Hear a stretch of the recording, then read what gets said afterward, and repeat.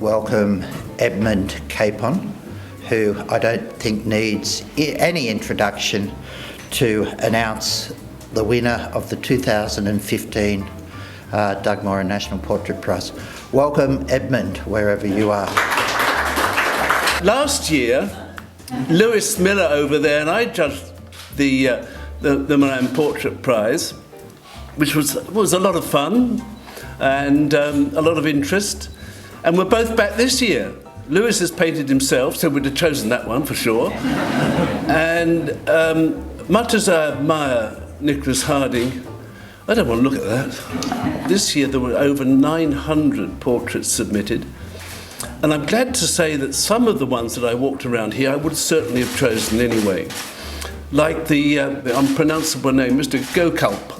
I'd have certainly. There you are. I think that's terrific.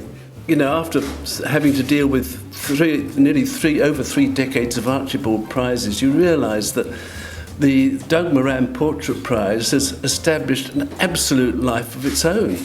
And it's sort of amazing in a way that there should be room for two great portrait prizes in Australia at the same time. But there they are, and they work brilliantly. In a way, I think, you know, it's like the more the merrier. And there's the great encouragement to the art of portrait painting has been the long history of the Archibald, the controversy of the Archibald on the one hand, and the new life and energy of the Doug Moran Portrait Prize, which, as Peter said, was started in 1988, and this, I believe, is its 19th iteration. So there we are. Now we've got to announce the winner, and I've got it here, and it is the winner of the Doug Moran National Portrait Prize is Warren Cossett for his painting Self-Portrait After St. Jerome, Flanders. And the painting is right here. I had no idea that this was going to happen, so I haven't prepared anything to say at all. But obviously I'd like to thank Moran Foundation for just having a show like this and a prize like this. It's actually based on a scripture, and the scripture is the letter kills, but the spirit gives life. So it's all based around that sort of theme. So you've got the composition working together with the sort of elements. There's things to look into, but I don't want to disclose everything.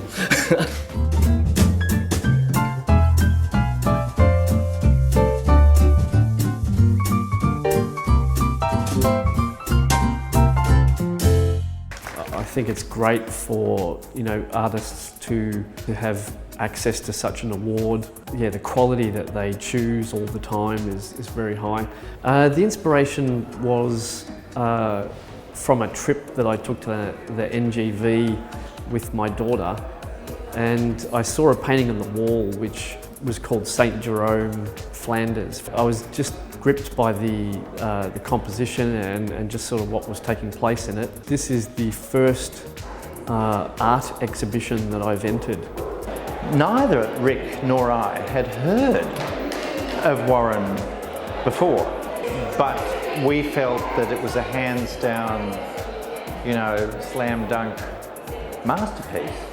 Concentrated energy on a small scale in a very difficult format, a square, based on a complicated prototype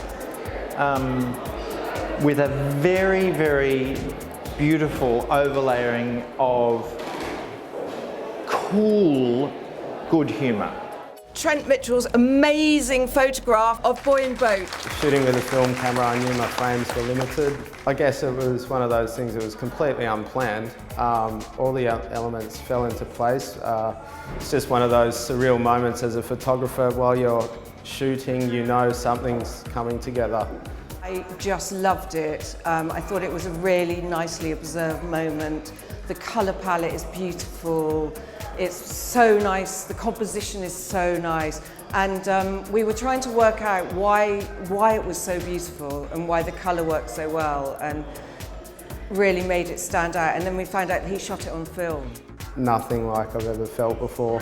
It's I guess it's as good as it gets for being rewarded for an image. Feels amazing. The judging actually was a complete joy. The level of photography was really high. For me, I'd never visited Australia, so for me it was really interesting to see kind of the everyday life and the more intimate and the quirky side of the way people live here. It was fantastic, absolute treat. I look for things that I have not seen before, number one, things that surprise me. I mean, I trust the initial ding-dong. You know, your initial reaction is a terribly important thing, especially if you've spent, as I have, nearly 30 years looking at pictures. So you trust that instinct. It's an instinct about quality and about substance, you know, and also technique. We loved this.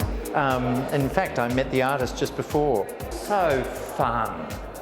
So sort of self-deprecating and crazy and whimsical. I love whimsy in art. Louise's Sweet 16 party I thought was a really interesting picture because it's so formal and so posed, and the girls look so kind of miserable, but the way, you know, the dresses and the pink, and I thought it was fantastic.